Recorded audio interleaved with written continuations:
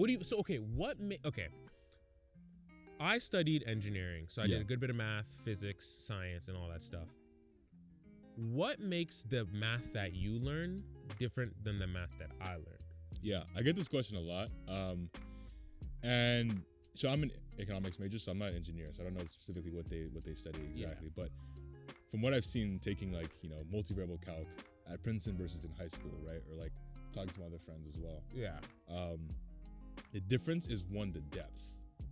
How do you mean? Like, is it like theoretical depth? So theoretical. What's the point? Like, I've never understood. What is the point of theoretical mathematics? Mathematics is a useless thing. Like, let us keep it 1,000%. Mathematics is a tool.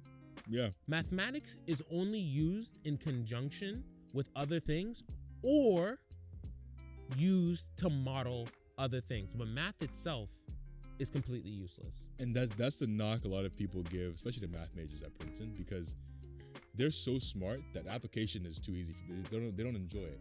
So most of the stuff you learn in these disciplines are so theoretical. Yeah. Because if it's not theoretical enough, it'll be too easy for the students. So they basically invent. So why are you making math harder than it needs to be? Yeah. Why are you inventing difficulty? People get bored, I guess. I don't know. But the thing is, what usable thing comes out of these mathematical models that you've created just because you were bored? I think mostly nothing. However, there are some cases in where you push the boundary of theory, you can get to a point where you're actually creating new knowledge, right? When you think about rockets, when you think about space exploration, things like that, you can get to a point where the mathematics becomes so nuanced and so advanced that the theory, 20 years down the line can catch up with the engineering, right? Yes. But like you just said, right? Mathematics is nothing. This is not being an engineer and saying we're the best. Yeah.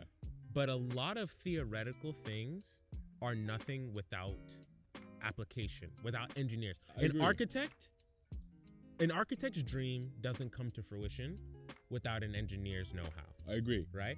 A mathematician's ideas of a rocket does not come into play without the engineer. And another thing that engineers do, we're dream crushers. Serial dream killers. That's how we hate you in the business community. I will shoot a nigga's dream down quick as shit. I don't care. If what you want on paper is good, but in real life is not practical, we will tell you straight up, my man, we cannot build that. And people are like, why can't you build that? Because we live on Earth, nigga.